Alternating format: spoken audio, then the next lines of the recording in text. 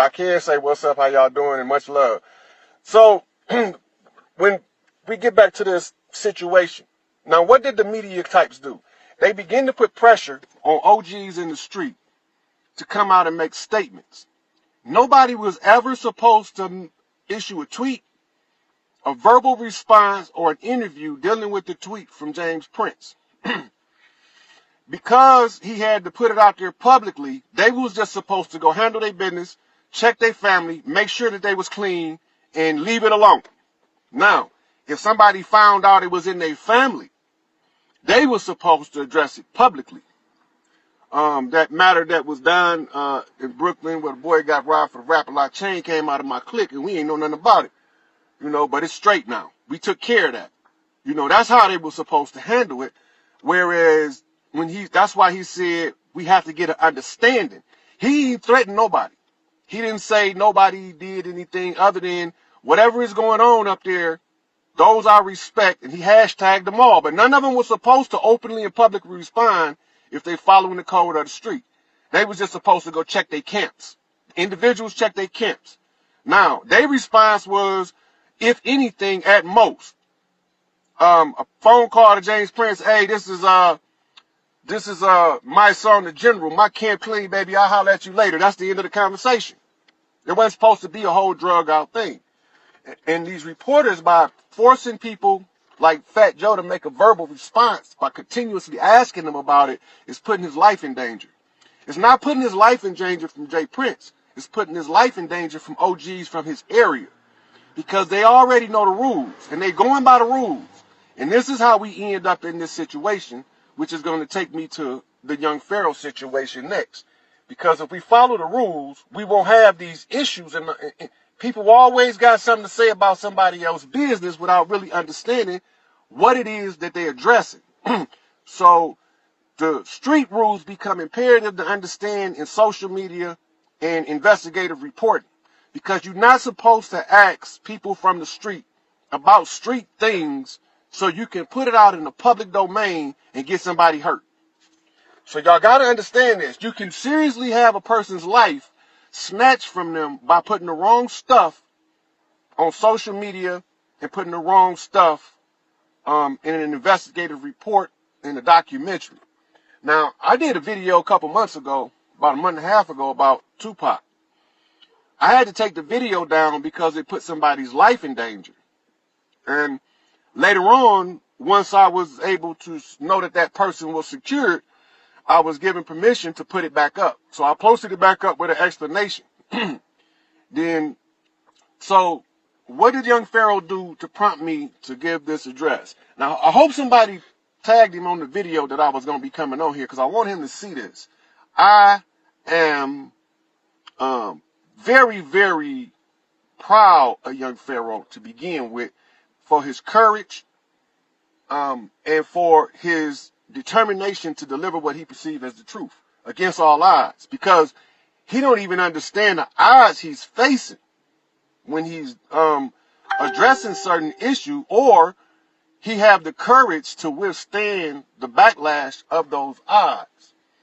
And his delivery style remind me of me when I was his age. It's raw, it's untempered, and it's also lack the depth that his elders around him should be feeding him unless they surface dwellers. Because when you surface dwelling, you can't get to the bottom of anything.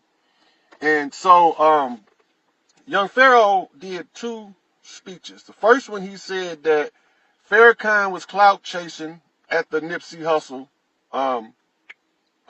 send-off ceremony.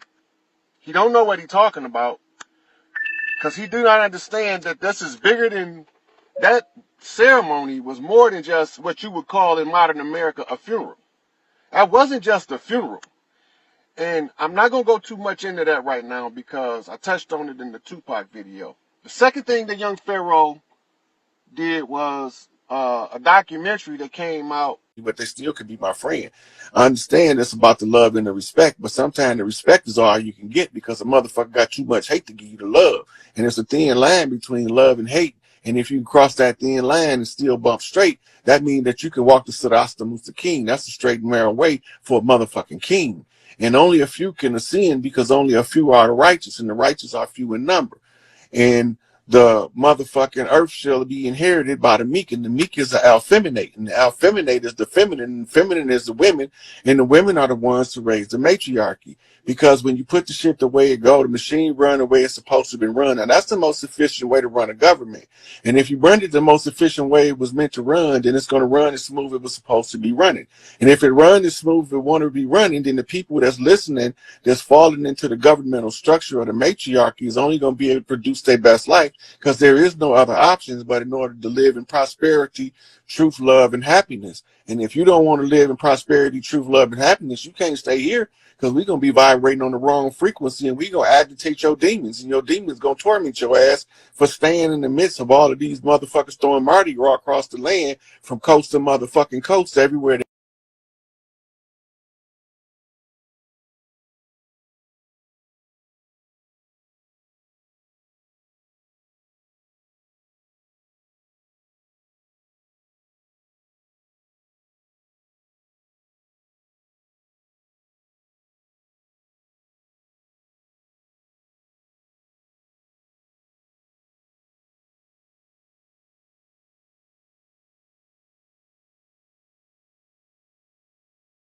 And draw that wisdom from them. They there for a reason.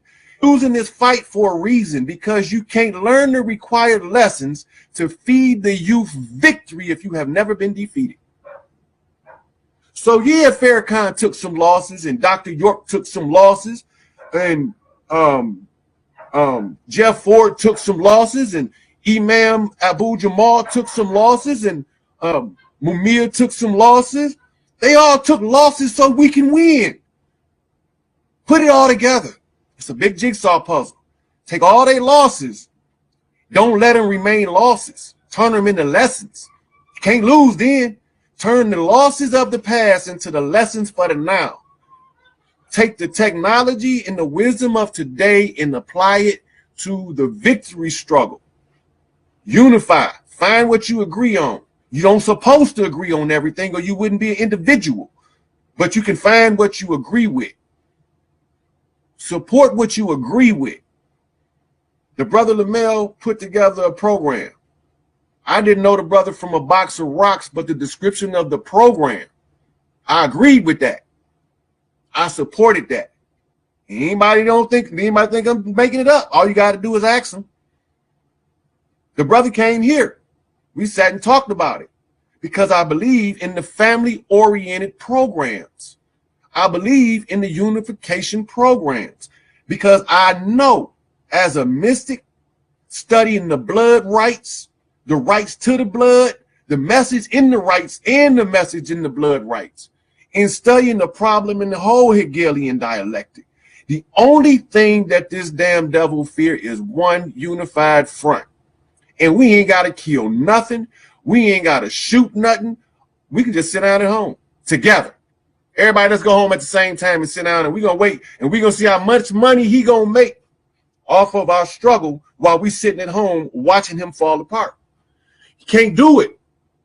So your conscious community, if they really want to be conscious, if they really want to be conscious, every opportunity of unity, dive all over it. Now, a tragedy recently happened with Nipsey Hussle, and it's rare that I exposed to an artist from an interview that makes me interested in his music.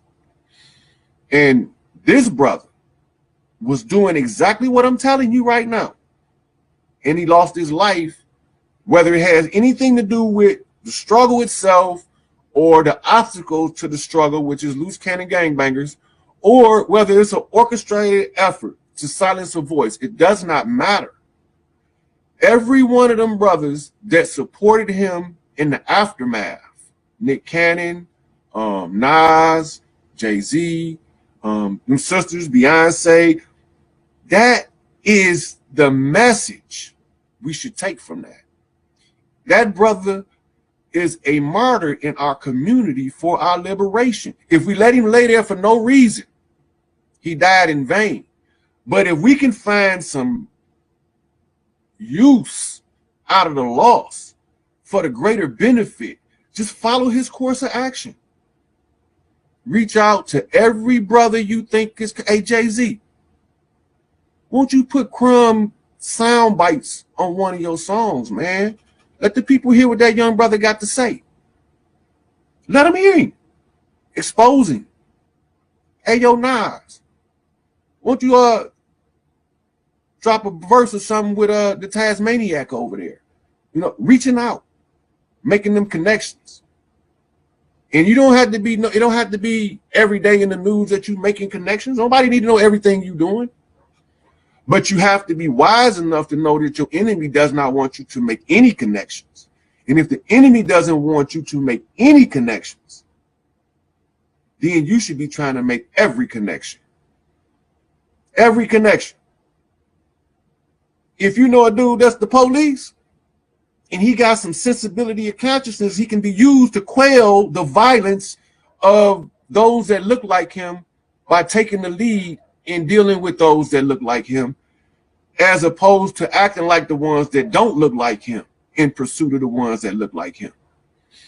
So as Ice Cube saying that notorious NWA song, Black Police Showing Out for the White Cop, it's not really about that, but it comes across as that. See, that blue wall is a whole nother bloodline. That's why they call it the blue wall. Those people that are drafted into it, they have to have a certain makeup, a certain character, especially if they come from certain ethnic groups. You won't take a dude out of a middle-class environment to send him somewhere where he's not going to be able to function. Unless you can find some kind of personality abnormality that would make him work in an adverse condition, which is a mild form of sociopathy, a sociopath. He had to be a mild sociopath in order to go from upper middle class and police to gutter, because he wouldn't have the natural qualities, or else he would have been born in the ghetto. So they draft a combination of officers that they put together, a sociopath with a masochist. The masochist will do anything to please that sociopath. So then it looked like the black police showing out for the white cop. But you can also see it in the reverse, because they learn to take what they call role reversal, good cop, bad cop. And they teach it in the academies as what they call Mutt and Jeff routine, where they put you between two different personality types to get you to break. So if your conscious community don't want to be an obstacle to the struggle, every individual that's aware of the leading and forefront members of the conscious community don't support any of their shenanigans to bring one another down. Don't support that. But if you see like young Pharaoh be like, hey, what's up, Prince Short? Get that brother 1,000 hearts. Let him know that that's what we support. We don't support to tear down maintenance of the overall oppressor's system. We can't continue to divide and conquer and overthrow oppression. What the people not really understanding is it's real simple. Once the unity is met, then the oppressors already agreed to go. But the oppressor do not believe that the people want to be free enough to come together and say this thing, hey, we want free. That's it. We're not tolerating the oppression no more. We're not tolerating all of the inequalities across the economic lines. When we understand that that's all we have to do. We don't have to blow nothing up. We don't have to send nuclear bombs all over this planet and level it like it's been done before many times in the past, getting rid of these monsters. Because we have a higher order of ancestor that has given a decree that if the people was to unify, the oppression is over. The people will unify if the orders are given correctly. That means that if we understand that where our power is and how to use it and make no apologies for issuing orders, if we can understand them three things, we ain't got to understand nothing else. We know what platforms are big enough for the people to recognize the order that's given. We know who the orders should go to because of historical decrees, ancestral covenants, and modern politics. All these come into play. We know it all. We know it all. Garvey wrote a whole play, but it wasn't a play. It's African Conjuring. And he said that the kid, go read the play. I'm not giving it up. Go read the play Garvey wrote about the final king that everyone thought was Selassie I, Haile Selassie. That hasn't happened yet. And I'm going to tell you how you know. Because according to what Garvey wrote in the play, when this king is crowned in Africa, there would be no more suffering and no more misery on earth. This is directly taken from Revelations, Ezekiel, hieroglyphics, and oral histories around the world. So this is already written to happen. It's going to happen. Now, even if it was a myth and nobody originally believed it, there's something else at play called collective consciousness. This goes to the conscious community. Collective consciousness, I mean, everybody thinking in one mind. The collective consciousness said that a king got to be crowned on earth to end the misery. So even if when it was originally put down over 700,000 years ago, the first time, if it was a myth then, because of the continuous belief systems adopting the same idea across culture, barrier, and boundary, across all geography and topography of the earth, because it's that much energy put into this idea over such a prolonged period of time, it has to manifest. And the closing of the age is now. This is the Jubilee. If it wasn't going to manifest any other time, it would have to now, in order to have a successful closing of the age or a transitioning of the eras. You have to fulfill all covenants and agreements with the Creator and the lesser gods. The Creator and the lesser gods. All of our punishments have been fulfilled. Do your conscious community know this? All of our transgressions have been redeemed. But do your conscious community know this?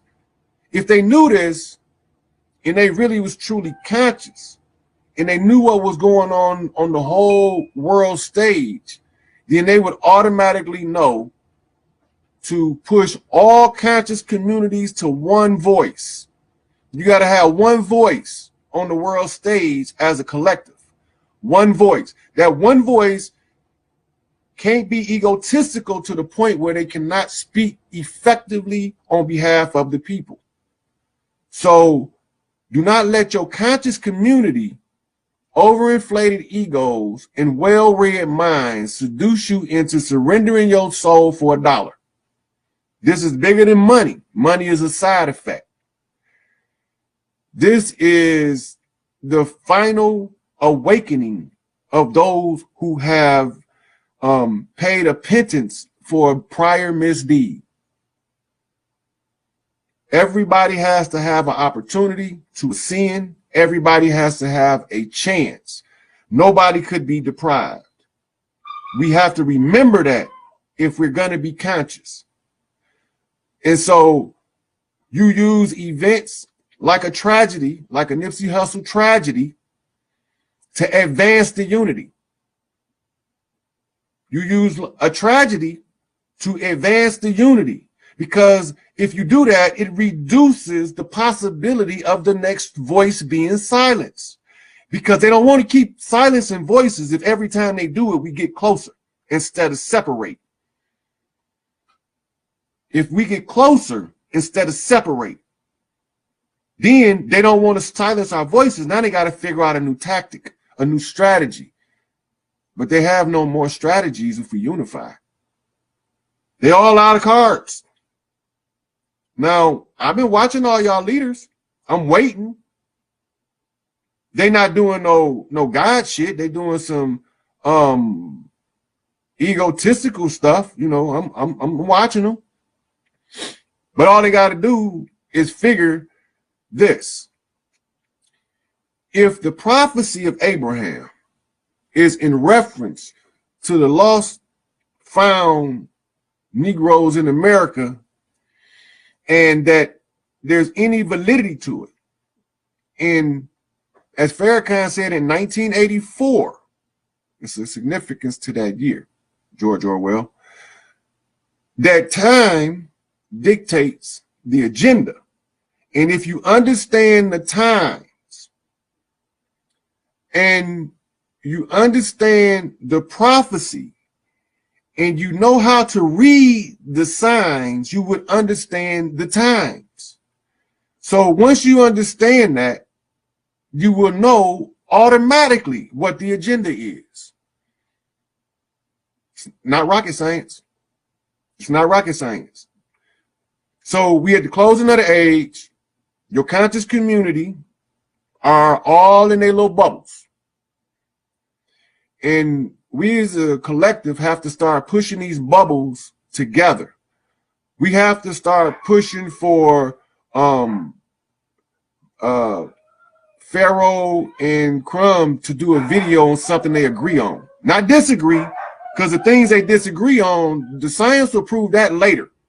Because we don't have the luxury of time left in order to clear up all of the misconceptions instantly like that. We don't have, because it's going to take a whole lot of work to put together what happened, unless you know somebody that was there, like at the fall and like was part of it, and that 3/5 compromise individual sometime kind of way became 5/5 realized and said, oh, that's why we had to endure all of this rapage and pillage and colonization and capitalization, suppression and oppression, repression. I didn't know we was that bad. I didn't know that as bad as we was, it made they worse look like they was being good to us. I didn't know that. Whenever that 5/5 realized individual will come to tell the story, and these isolated bodies of conscious individuals will have to have found enough common ground to come together as one. And until they find enough common ground to come together as one, the conscious community is the biggest problem to liberation.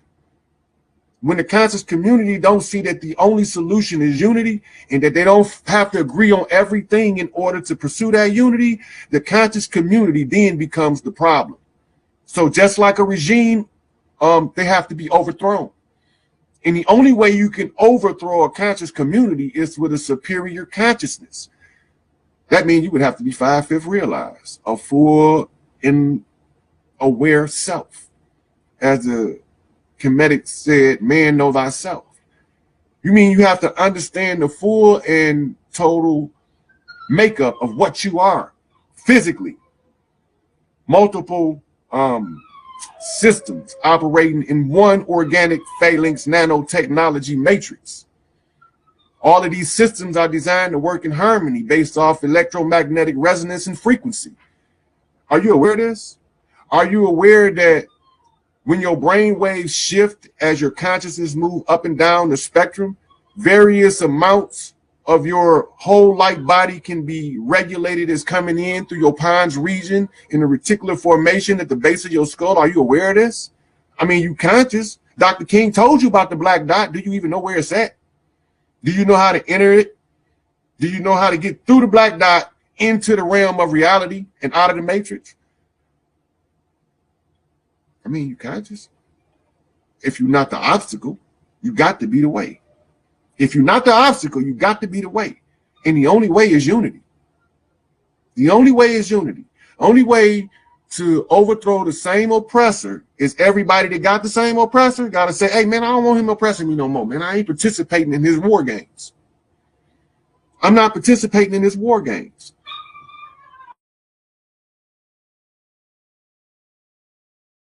I'm going to tell all of these mothers, call your sons home. We ain't finna fight for these animals no more. Tell your sons and daughters to come home when because they got sons and daughters as MPs. Every child on this planet got a mama. If the mothers decide to exercise their rights of a mother and call their children home and tell them we not fighting, tell them they can take their AKs and do whatever with them, but we ain't fighting. All the mothers on earth at the same time. Who gonna fight the war for these animals? See, we not paying attention. We feeding our children to their military machines, to their medical networks. We allowing our children to be farms for human organs. We allowing them to be made into all types of food dishes to feed so-called royal families. And all of the time we conscious of what's going on, and none of our actions is stopping anything. But we only got to give 3 orders to clean up the house. 3 orders. The first order, just everybody stop and look like, what the hell just happened? What the hell just happened? But only specific people are qualified according to deeds and service to give the orders. Otherwise, the orders will not be taken seriously, and that's going to be not good for the entire planet if they're not taken seriously by the ones the orders are given to. So you have to look at the spectrum of leadership, analyze it. You got to find the one who's put in the most work and endured the most suffering and still remains in a prominent position in light of all of that. Because in order for that person to remain there, there has to be a greater power than himself to keep him there. There's no leader, black, white, Asian, or otherwise, that can maintain a leadership position in opposition to the collective will of the people unless it's a divine mission. That means that that person has something they have to do that's bigger than them and all their screw-ups. And some of the things that they've been accused of may not even be the case. But because we didn't do our due diligence, we don't pay attention well enough. Because we are so conscious in quoting facts that we're not really paying attention to substance, the substance of the day, and how to remedy the situation. So we find various individuals in various positions to give us information. That's what the community should be called. It shouldn't be called the conscious community. It should be called the open information community, because that's all they do is exchange information, but they make no moves that affect change. See, everything is supposed to be to affect change, to improve upon the adverse condition. When what you do doesn't actually make a noticeable change, then you are right. Then you philosophizing. You're not actualizing. The philosophy is necessary, but it's not the end of it. You don't stop with the philosophy, because now you have to actualize it by application. This is taking the military strategy off the drawing board and implementing it on the battlefield as a tactic and a maneuver. It's the same principle at play. If you want to be liberated from your oppressor, do not accept any type of disparaging discussion from one forefront brother that's relaying information in relation to another one. Sisters as well. If they say something that support one another, support them, especially when you hear, if like they're on a live like I am, and you agree that they said something that supports another unconnected individual, that show them love on that, because that's how they get the unity. They get to see that the people want them to work together. They'll work together because the people demand it. It's simple supply and demand. The people get what the people want. The customer always right. If the people want freedom, the only thing they can do is push those like minds together and make them work. Make the think tank. Put the problem up on the board just like they do in math school when all of those physicists get together to figure out how to get this space probe from Earth to Pluto. an insurmountable obstacle. They go and get all these physicists, these mathematicians and scientists, and put them all in a room, get a big old chalkboard and say, here's the problem, solve it. And they shut the door on it. And they come back with a solution to the problem. And we don't do that. So we see it work for them, and we still don't do that. Now, that got to be some form of insanity. Because you see what works, but refuse to use what works in pursuit of that which absolutely do not work. Divide and conquer has never liberated anybody. There is no record in the history of the world, in the ancient tablets, in the etheric record,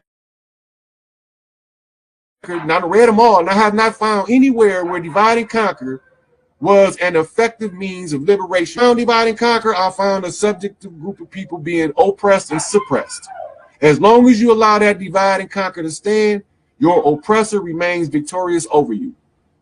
So wherever you see a conscious brother that you know do the work in the community, request that brother to work with another brother that's totally unrelated to, if he's a Hebrew Israelite, ask him to go work with an FOI.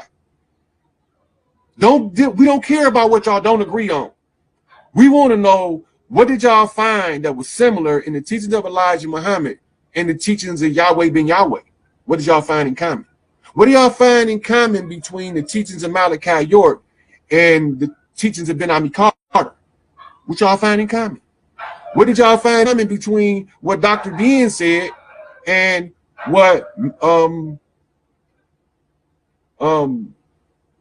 Claude Clegg said? Whatever they is, let's try to find, because when we find all that common stuff, we started to realize that all the stuff we was divided on was decoys. All of the things that we using to stay divided is a decoy. It's like you want to go duck hunting and you go get you a string of decoy ducks and you throw them in the lake.